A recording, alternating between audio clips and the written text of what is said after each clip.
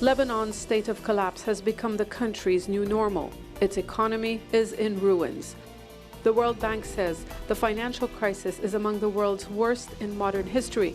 And with soaring inflation, the Lebanese lira is almost worthless, pushing more than 80% of the population into poverty. Institutions and basic services have broken down.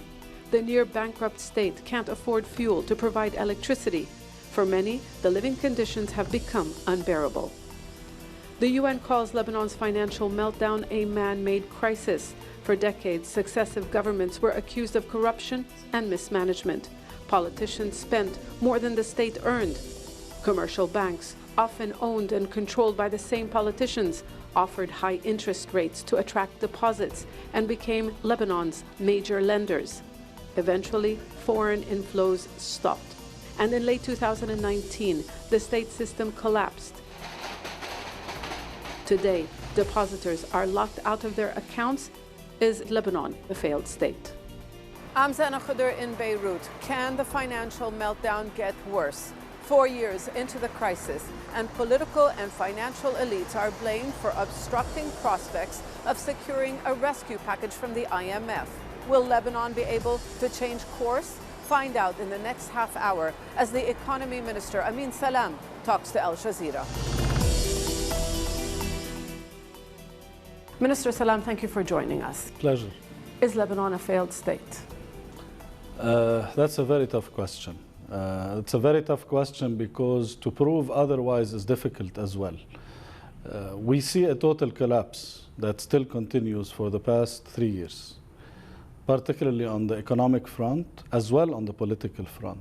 Unfortunately, Lebanon has been run by politics, not the other way around. Usually, when we want to talk about progressive countries, progressive states that look after their people, after their future, after their visions, a lot of the indicators that are economic, driven by the private sector, by financial and economic successes, really put the framework for the government. In Lebanon, it's the other way around. Everything is negatively impacted by the politics in Lebanon. Everything is negatively impacted by the regional constraints that Lebanese politics are affected by. For the past 3 decades, we have seen that Lebanon has been going into one crisis after the other. Even at a certain period of time when we had hope that Lebanon, after the war, will witness an era of, recovery and growth during the times of Prime Minister Rafiq Hariri, this dream vanished very soon, very early, and we lost the hope again, going back to 2005. Sir, you're correct. This country has seen a lot of crises. It has been a battleground for regional players, but there's something important. There has been mismanagement and corruption that has run the economy into the ground. Those are the roots of the problem. You put really you put the right description of the roots of the roots of the problem in Lebanon have been corruption and mismanagement. And myself, as Minister of Economy, that has been in this position for almost 14 months now, I have always been very transparent about this reality. I said that we inherited a system, a failed system. I don't like to use the term failed state because it's a very dangerous term, despite the fact that we see a lot of its components or a lot of its elements very visible today in the country. But it is a failed system that destroyed the economy in the country, destroyed the savings of people, and destroyed the dreams of the generations to come and that are today still dreaming of Lebanon. So you would agree with the assessment of the United Nations, the EU, that this is a man-made disaster by a handful of politicians? It is absolutely a man-made disaster, driven by decades of, I would say, political greed, political uncertainty, following corruption agendas, not really looking into building a nation based on institutions, based on vision and hope and dreams for generations to come. Lebanon, after the war, continued to live within the system of the warlords, and that led to a country that had no economic vision, no financial monetary vision, and no proper management for any sector, because we have seen by the IMF, and I have been part of the IMF negotiations team, that there is a shock that Lebanon is a unique failed situation, unique failed system in the world. We couldn't even benchmark it with any other country globally that faced a crisis like that, because everything dropped at the same time together. The entire system collapsed within 2 to 3 years, including major sectors like energy, like water, like, the minimum basics that any country, despite the fact we are facing an economic disaster, but everything else collapsed at the same time. That tells you there was something wrong within the structure, and once the sensitive spots were hit, everything collapsed immediately. You keep talking about this 30-year-old system, this 30-year-old structure, which was involving a political class which is still in power. Yes, you are a newcomer, you inherited this, but there are traditional parties who really hold the reins of power. The same people who are blamed for the collapse. Are they able to change this system that is so desperately needed? Absolutely not. You cannot expect change from the same politicians, I would say, because I usually don't like to point fingers at political parties, because we all know that political parties are movements. Political parties include people, include hundreds of individuals, includes families.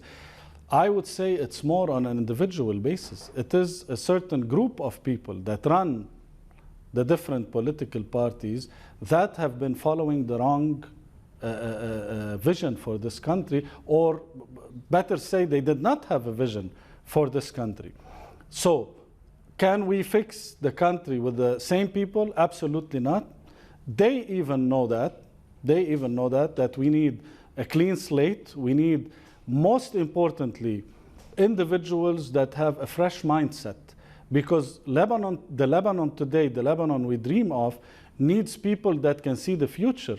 If you assess today what's going on up till this day within the parliament, within the government, which I am part of, within the entire system, we are still, till this day, economically and socially, discussing the problems of the past and how we are going to divide the responsibilities, while no one has the clarity of mind to talk about tomorrow, to talk about growth, about GDP. You've said this in interviews in the past, that there's a lack of political will. In August, I believe you said that the Lebanon is going through a very difficult economic crisis. Reforms are needed to stop the bleeding and to start the recovery. Yes. A month later, you even said that you were hoping October would be a magical month. Yes, because we're February. You're absolutely right. And when I said October, we were right after, it was the period right after finishing the successful first arrangement that we had with the IMF,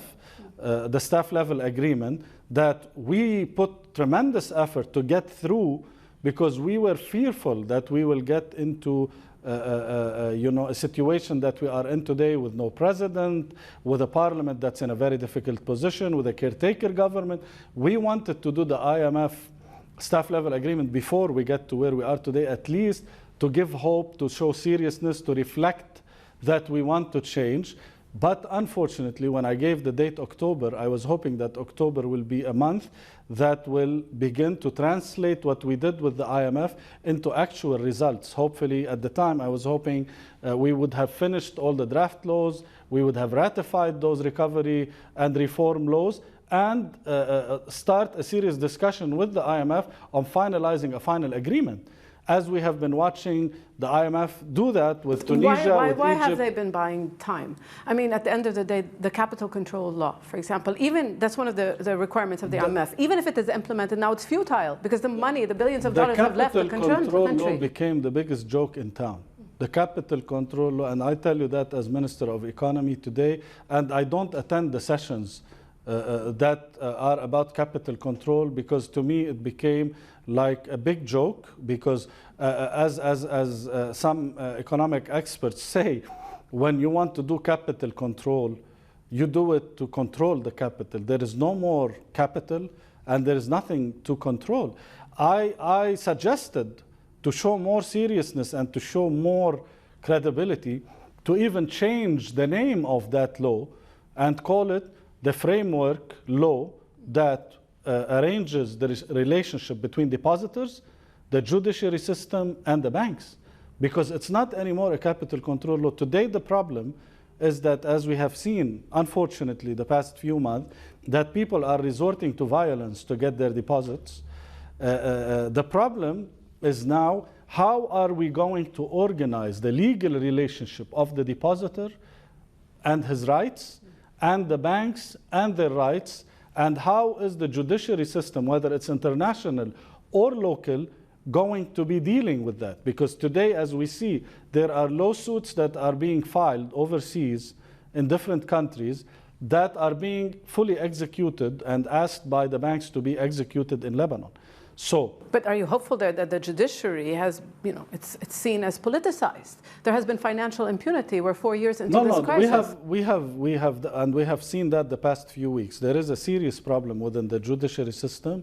This is yet another major issue to really work on and very quickly fix, because if we lose that, I can assure you, everything we're talking about as hope, as potential investments in Lebanon, oil and gas industry, all that, because when you talk about investors, when you talk about monies coming to the country, which we need to fix the economy, you need a proper judiciary system so that the investor is comfortable that if he brings a penny to Lebanon, first of all, he can protect it, and there's a legal system that can assure him that he is in a safe place. This comfort is not there today. Do you think the people of this country, the depositors, they will ever see their money back? I mean, will they ever get their money back?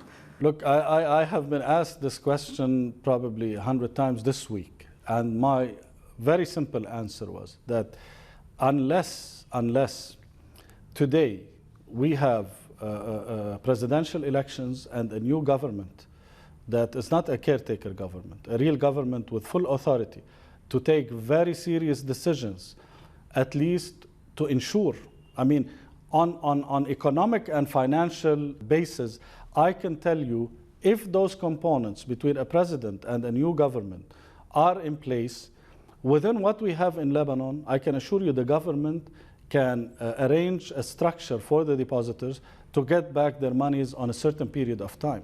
I am a big believer that we can do that.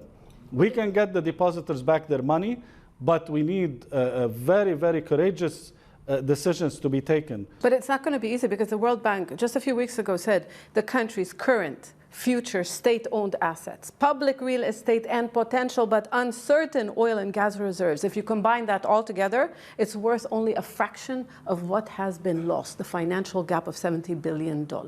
No, I mean, I'm not sure where from the World Bank this came out. I mean, I'm a very, very close minister that works with the World Bank, and I have been in many places very positive towards, in most positions, how the World Bank is helping Lebanon. But as far as reports coming out of the World Bank, most recently, the latest report that came that even gave a very negative image in Lebanon, and that's the last thing we need.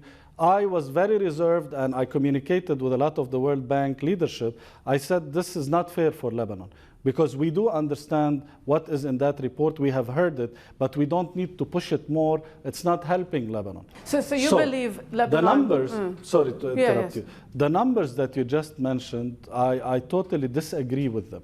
Because if we are talking about 70 billion or 80 billion or 100 billion, I can assure you that the assets of the Lebanese government, the real estate of the Lebanese government, especially if we are to combine them with hopefully commercial quantities that are viable within the oil and gas industry after the companies do their explorations during this year, I can assure you they can go beyond those numbers.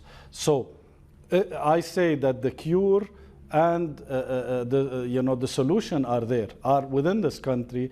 It just needs proper management, as we said. It needs fighting corruption and really having leadership that is working to solve those problems. So you believe this maritime border deal that Lebanon signed with Israel, which means that Lebanon can now explore the possibility of oil and gas reserves in the Mediterranean, that this is some sort of a magical solution or a solution to Lebanon's woes? I would say it's a blessing from the skies, really, at this very critical moment in the history of this country, where we have no light in the tunnel, except to really think that Lebanon has the opportunity and the potential to become join the oil and gas club. Potential, as now potential. Most experts say. And I have personally met with several directors and several managers from the oil companies, including Total and Qatar Energy, and they are very optimistic that in Cyprus and Egypt, which are right on the maritime border with Lebanon, massive explorations have been there.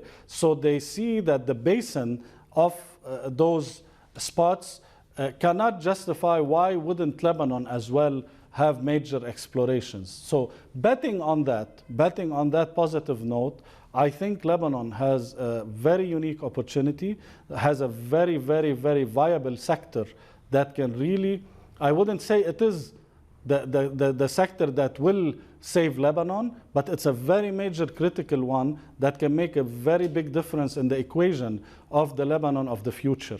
If we can improve our ability to produce here R&D based businesses like software developments, like digital economy clusters, and then agri-food business, develop that sector. We can improve our tourism sector because in my opinion, 70% of our tourism potential has been killed by lack of environmental policies. If we fix that, if we focus on that, we can boost our tourism revenues. I think we can triple it up. Then we can work on the digital economy piece and we can work on the agri-food business. But the country needs electricity to do that, no? This is the elephant in the room. Yeah.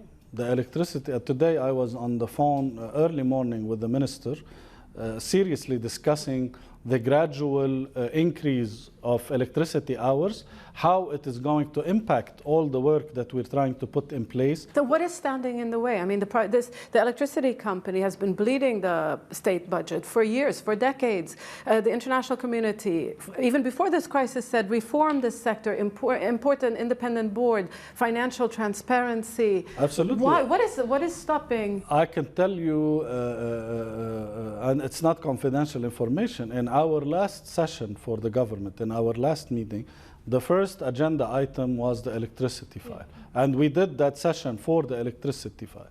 And we had the CEO of the electricity company in Lebanon present a full-scale, very positive electricity plan.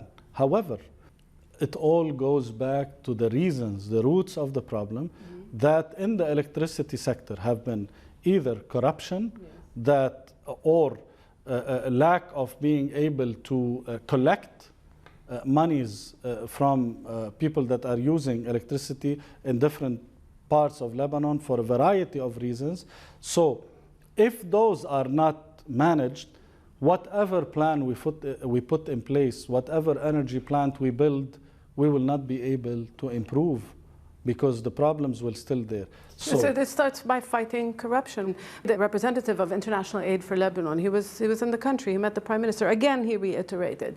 Even some politicians tend to blame the United States for not waiving sanctions so that Lebanon can't import electricity from Egypt and Jordan. True, the US administration has given mixed signals, but at the end of the day, the World Bank is not giving the money until reforms are implemented in the electricity sector. So we keep going around in circles. Yes. Politicians, the same people in power, if they don't want to reform, what can you do? What I'm saying. What are you up against? We are stuck. Whoever wants to find solutions that fall under the understanding of recovery and reform today will get to a place where you have a dead end when the political will is not positive, when the political will is not patriotic. Even with the IMF in our negotiations, we negotiated multiple scenarios for the exit into a better economy. But it seems you support an IMF financial package. Absolutely. I fully support it. But there are very powerful political forces who are against it. I know, and I am against them because the reason I explained it very clearly, I am not after an IMF arrangement simply because I want $3 billion to be dumped in the economy. No, I am supporting an IMF framework because by all economic standards, by all commercial standards, by all private sector standards, in any company, when a company goes bankrupt, the first thing you do, you change the management. And you put a new framework, and you bring in the interim a new group that restructures the company and then brings it back to life.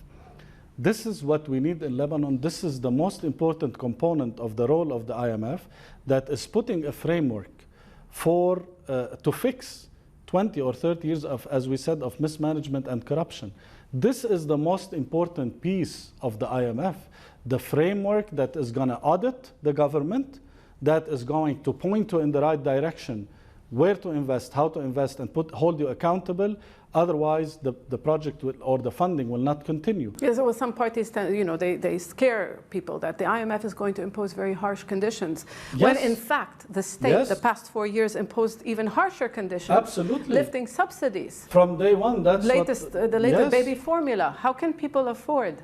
That has been one of my biggest fights, and I was one minister that refused to lift subsidies on bread because I told them the least that any responsible official in any state in the world, the least you can tell your people is, I will save your bread, because this is the last thing that people resort to when they lose 98% of the value of their income. But you were also criticized once when you said that you were talking about subsidies for wheat and bread, and you said, well, the Syrian refugees in this country are eating, I don't know, or buying 500,000 bundles of bread a day.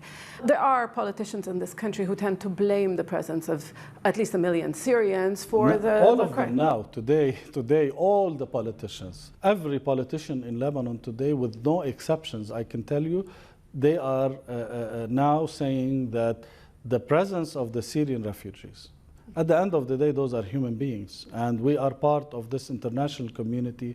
We have laws and regulations that we should follow. But everybody now agrees that when you get to a point that you're saying for such a small economy that is falling apart, that almost 50% of your population now is Syrian, as one of the ministers announced last week, because on official numbers and non-official numbers, we're looking at over 2 million today in Lebanon, and Lebanon is a population of almost 5 million. It is weighing very heavy on every single There's no doubt. There is no doubt that there But when I made my statement was not within an intention to say that we should stop selling bread to. My statement was made in the context that I had a responsibility to clarify how are we spending our subsidy and who is really using the subsidy. Some in the international community will tell you their presence in one way or the other is helping bring in much needed aid. When they issue, when UNICEF or UNHCR makes an appeal, donor appeal, one for Lebanon, one for Syria. Very few actually donate to Lebanon because they don't want to pour money into a corrupt system. So they give it to the Syrians, but the money is used in the country. 50% Lebanese benefit from that money. So at the end of the day, their presence in one way or the other is helping Lebanese as well benefit. But like you said, the bottom line, there is a political class that's unwilling to reform for the time being. Where is Lebanon heading then? There needs to be a much clear, I would say, monetary solution, number one. Number two, and most importantly, we need to get the recovery and reform laws ratified immediately by the parliament with no further delay. And if there is anything that they need to get back to the government to improve or update, it doesn't need 6 months. It should be done much faster. There is no excuse because our biggest enemy is time. Unless we work on the judiciary system, control and show seriousness in the monetary side, all the other steps talking about attracting foreign investors, et cetera, will be only talk with no results, because nobody will be able to feel comfortable to come to the country if your monetary policy is not clear and if your judiciary system is not assessing and working through this transitional period. We have a serious transitional period that needs to be managed properly, and the IMF deal is a key component in all this equation, simply because it reflects confidence, it reflects seriousness from the Lebanese government that they are willing, despite the fact that it might be harsh, to follow all the IMF requirements, but it is much easier than the misery that we are living in today and the complete lack of vision. Thank you. Thank you very much, Minister Salam, for taking time to talk to us today. Thank you.